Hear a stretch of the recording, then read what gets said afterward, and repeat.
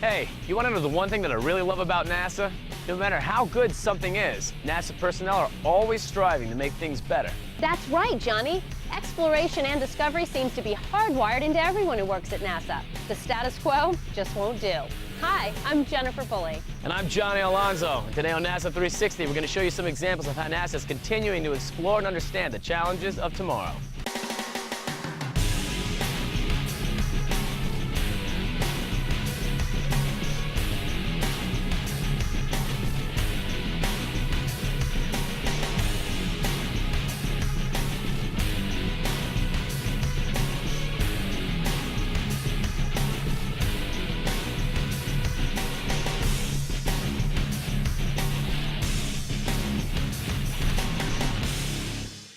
All right, so as I just said, at NASA, there's this intangible quality that many of the people who work here have.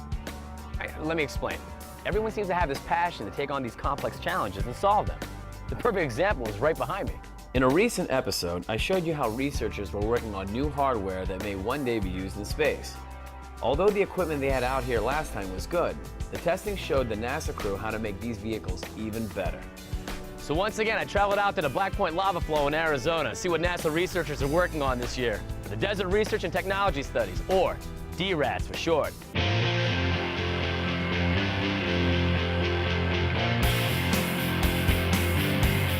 Since 1997, NASA researchers have been conducting the DRATS field tests.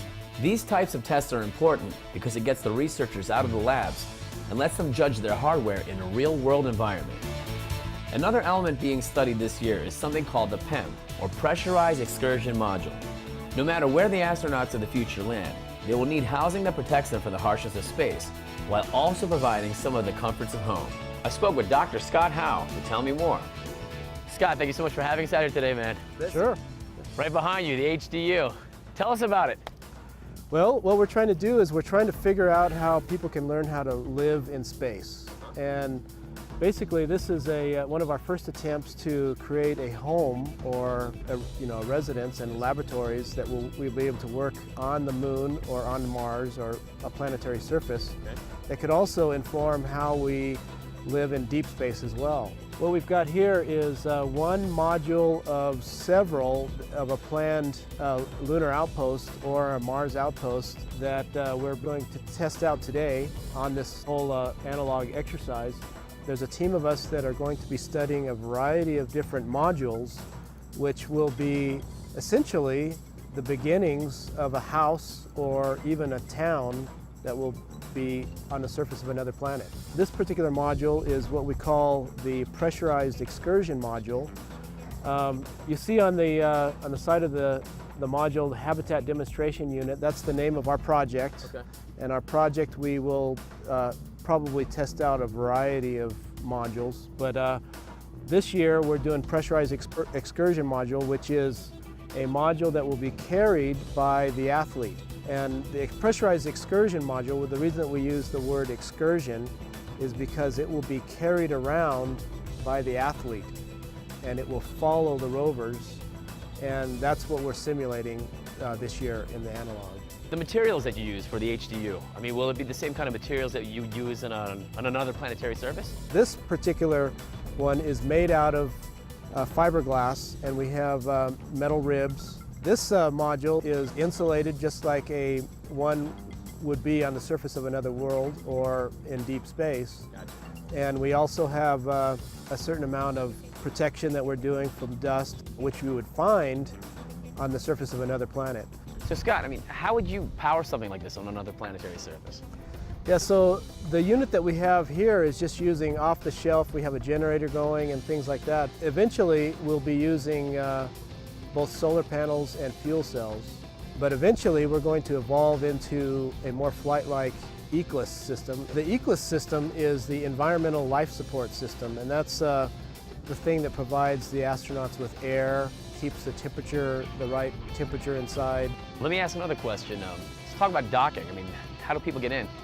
Yeah, so there's a couple of ways to get in. The major form of what we call egress or ingress is through the rovers, where the astronauts will dock their suits to the wall of the rover and climb through the back of the suit to get in and out. However, on the PIM, we have an airlock that's right here on the end where they climb up on the what we call the EVA porch, into the airlock, pressurize that airlock with air to get in and out. Wow.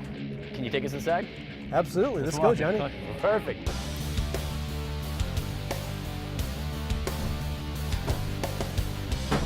Oh, wow. Oh, this is cool. It's nice and cool in here.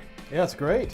So yeah, where are we right now? So right now we're in the airlock, Yeah. and you can see there's a grill on the floor. This is part of our dust protection, where we have the crew come inside and they stomp off their feet. There will be an air shower. Okay. Also maybe a vacuum cleaner that they can kind of clean themselves off a little bit. What's going on here? Can we go inside? Yeah, sure. This is how we enter into the module right here. We go through here. Yeah. And we've got around the perimeter of the module is a series of workstations that we've been putting together. A lot of teams have done a lot of work on this. Sure. Over on the side here, this is the suit maintenance workstation, Okay. where we'll be able to bring the suits inside and work on it. You can see just to the side of that is the hatch. Mm-hmm. The hatch is where the rovers will dock, and they will be able to just pass right through and pass right on into the rover. Very nice. This is a general maintenance workstation. You can see there's a crane overhead where they can work on the equipment, bring that inside when they need to have a nice shirt sleeve environment for that. Sure. Here's the what we call the veggie unit, and it's a hydroponic garden that we're testing out how to grow plants in space. You can see it's kind of got a reddish tint. Yeah. It's the LED light is actually bringing out certain aspects of the plant just using that tint of light. Hopefully by the end of the mission, the astronauts will be able to have a little bit of lettuce with their food. Right next to that is the MedOps station. You can see there's a bed there that if someone is in trouble, they could relax onto that and have another crewman who happens to have that skill for medical can work on and take care of the health of the crew. Scott, thank you so much. I know that you said you wanted to pass the mic over to Cindy, right? Yes, and Yeah. Cindy is right over here. She's our scientist working on the geoscience workstation. Very cool. Hey, I'm here with Cindy Evans in the HDU. How are you? Fine, thanks. Thank you so much for having us. Yeah, welcome to the HDU. This is really, really cool. Tell me a little bit about you and what you're doing with the HDU. Okay. Well, I'm a scientist at the Johnson Space Center, and there's a core of scientists there, including people who supported the Apollo missions. And one of the things that we're trying to do is work out new science operations for conducting geological traverses on other planetary surfaces, the moon, Mars, near-Earth objects. Sure. So the rovers are out doing their traverses every single day. They're collecting a lot of samples. And when they come and they dock to the HDU, Yes. we know they're going to collect more samples than they can bring back home. We know there's going to be some really tough decisions that the science team is going to have to make in order to bring samples back home. Right. So we designed this laboratory to help do some preliminary examination of the samples so that the scientists have more information so they can make those decisions. They can prioritize samples. They can know a little bit more about what they might be bringing home. Gotcha. So this is the GeoLab. It's designed after the curation glove boxes that we have at the Johnson Space Center for the moon rocks. Okay. But we had to make some modifications. We had to fit into our little pie slice, and so it's got a real funny shape. It's a trapezoidal shape. Lots of room here. Lots of room.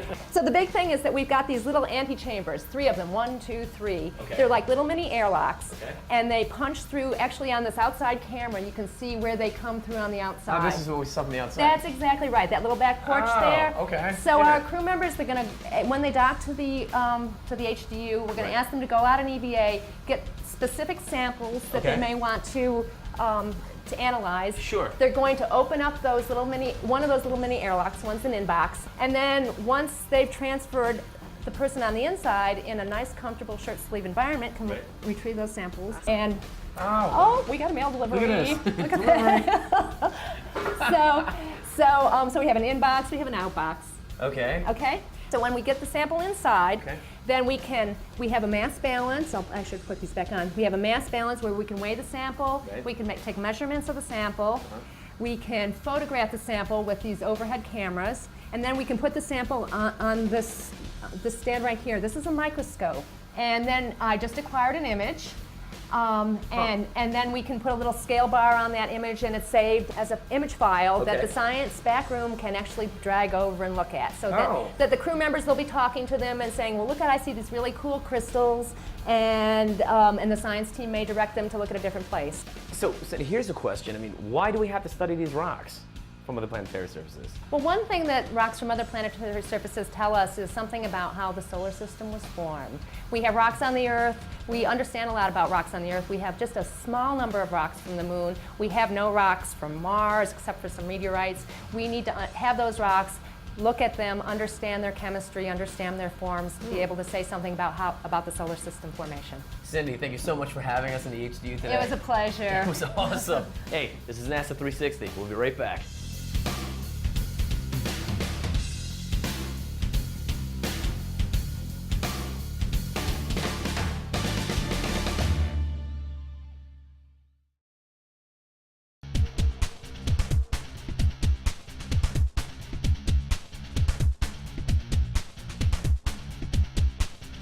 Of course, every year at DRATS, researchers attempt to expand their knowledge from previous years, and this testing season is no different. For this go-round, the DRATS team upped the ante and brought 2 rovers to help them prepare for future missions. The SEV rovers, or Space Exploration Vehicles, are revolutionary spacecraft that will help humans explore much more than we ever could before. Building on lessons learned from the Apollo mission rovers, NASA has created these pressurized vehicles to help our astronauts do more meaningful research in a much more comfortable setting. For example, when the Apollo-era astronauts wanted to use their rovers, they would first have to go through a lengthy suit-up process, then spend as much as 8 hours exploring on one long spacewalk. This approach had several downfalls. First, spacesuits both then and now are very bulky, cumbersome, and can be painful to use over a long period of time. Secondly, astronauts only have a small amount of oxygen that they can carry on their backs, limiting the amount of time they can spend on the planetary surface. Luckily for crews of the future, the new SEVs were built with those limitations in mind.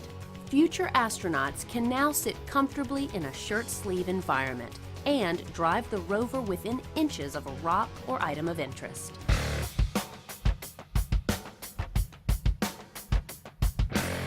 If they do need to get out and explore, they can simply climb through a hatch into a suit that attached to the back of the vehicle. Within minutes, they can be on the surface exploring. The process of getting into their spacesuits and out of the vehicle is now faster than ever, enabling multiple short excursions as an alternative to one long one. Of course, another huge benefit of the SEVs is the mobility they provide. Astronauts driving these vehicles can explore as much as 200 kilometers in any direction, greatly increasing the scientific opportunities during the mission. To help prepare for these future missions, planners at DRATS brought out 2 vehicles and crews to work in tandem with each other. Complex docking maneuvers, communication tests, and numerous other activities were done to help validate mission procedures and help planners find any unforeseen problems early on.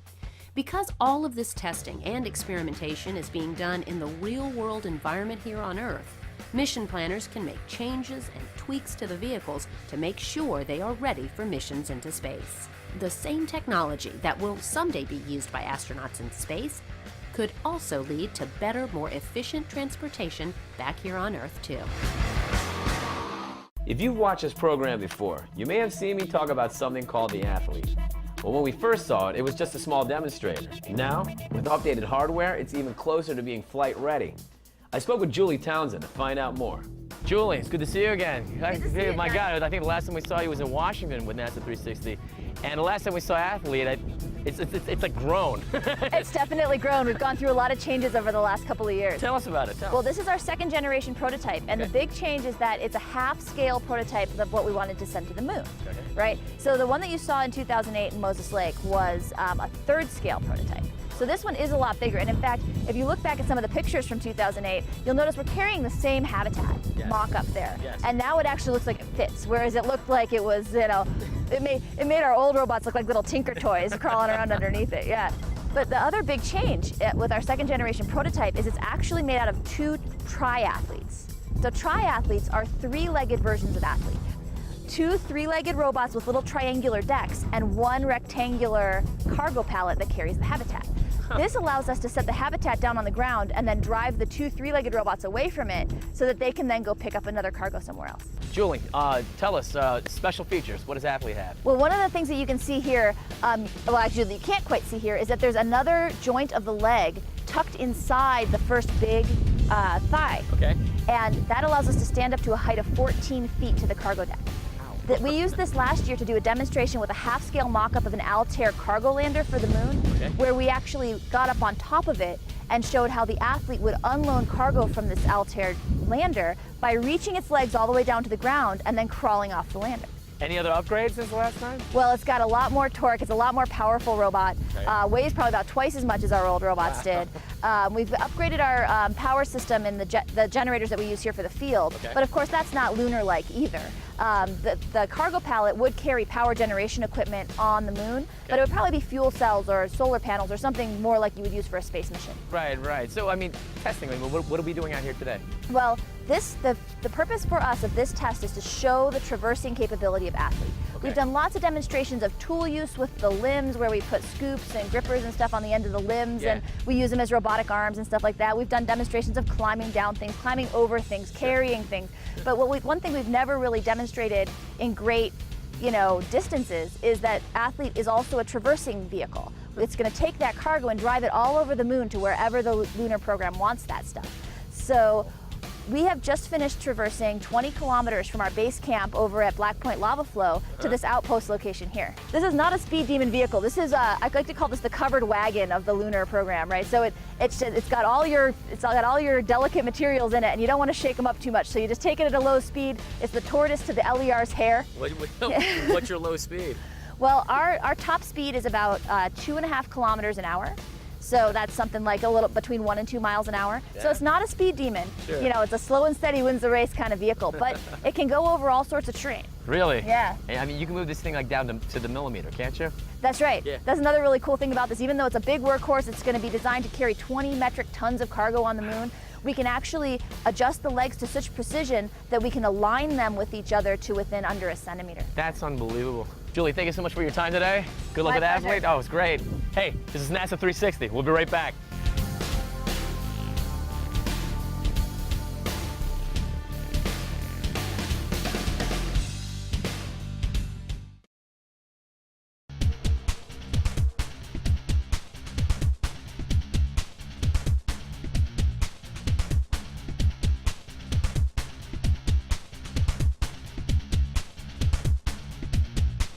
So in mythology, we've all heard of the centaur, which is half man, half beast. Well, here we have the beast. Darby, where's the man? Or are you the man? I'm the man. How are you, man? Good to see you. Good to see you. Talk about this. Give us some information. You're looking at what we call Centaur 2, Right on. our latest unmanned rover. Really? You've been here with me a few years in a row, and, Yes. and we've always had rovers out here, but on the manned version Correct. style. So what we're trying to do now is look at small, compact, maneuverable rovers that are unmanned. Okay. For missions potentially that would be precursor missions, for example, that would go to various planetary bodies and do exploration, but wouldn't necessarily require a human in the loop. Now, how is this powered? Well, so in the center of the body, we've got a bunch of batteries. Okay. That provides all the power for the motors that control this robot. The drive motors are all located in each one of the wheels. Steering comes from a very similar motor design.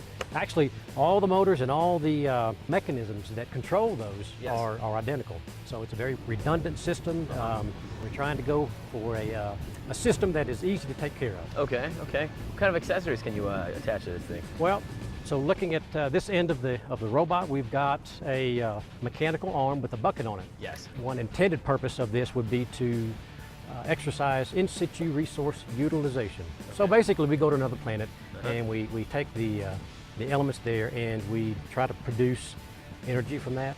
And so this bucket is one demonstration of how we would collect samples from another planetary body and actually do something with them. Okay. Another example would be a Robonaut, very human-like, dexterous robotic device. Very. The intent there would be to have this dexterous capability built into a mobile base, so you can send this unmanned rover to do very manned-like tasks on another body. Why would we need a robot that's shaped like a human? Well, it doesn't necessarily have to be shaped like a human, but Okay. be able to perform like a human. All right. Humans have a lot of special capabilities, and if you're going to go to another planet to do exploration, a human would bend over, for example, pick things up, hold it in their hand, do a visual analysis of what you've got, and so a robot that's very human-like Okay. can do those very same things, but Wow. without the dangers, the inherent dangers involved in sending a person to that other planet. So the robot can use camera systems that determine what it is it's looking at and make some assumptions and think for itself, basically. So it simplifies things for the control. Where would Robonaut go on the Centaur? Well, so you can see an awful lot of real estate, flat real estate on top of the vehicle. Yes. Various payloads could go there. Robonaut itself would go in a location similar to where the bucket is now. Actually, it can go on either end. It really doesn't matter. While we're out here, we thought we'd experiment and try various things, test out the vehicle, test out various implements that are on there. So it could actually go on either location, but its design location is on the front of the vehicle. Oh, no kidding. So we've got 4 wheels on the ground. Yeah. Each of those wheels can lift up and push down so that we can change the ride height of the vehicle. It lets you go over rough terrain much easier. But in addition to that, Yes. with Robonaut being on the front of the vehicle, basically it's like a human being on the front of the vehicle. Right? And we can actually tilt the body up or down. Oh, wow. So it makes the range of motion of the robot much higher and much lower. Oh, So wow. it can do high level tasks or stuff down on the ground. Yeah. It just makes it much more capable. All right, so once this lands on a planetary body, I mean, what are we looking at lifespan-wise? I mean, weeks, months, years? Well, the intended design life cycle would be at least 5 years. That's what we're really shooting for. Really? So you really want your stuff to last a long time. And Sure. you never know, we might run across a gas station up there. Maybe somebody landed there first. I don't know. Darby, it's been a pleasure. Thank you so much for your time. You're certainly welcome. See you Thank again, you. right? Definitely. I hope so. Third time around. Yeah, you're right.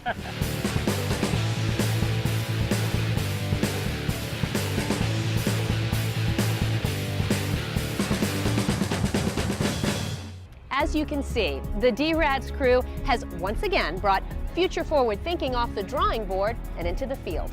Hey, thanks for watching. For Johnny Alonso, I'm Jennifer Pulley, and we'll catch you next time on NASA 360.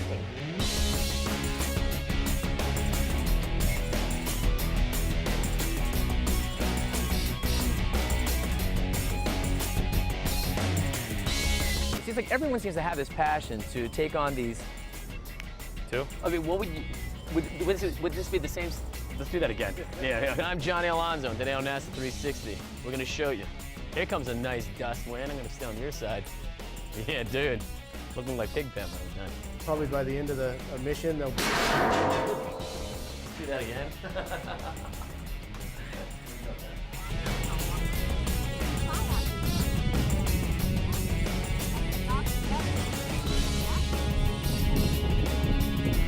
For this go-round, the DRADS team upped the ante. They used 2 rovers.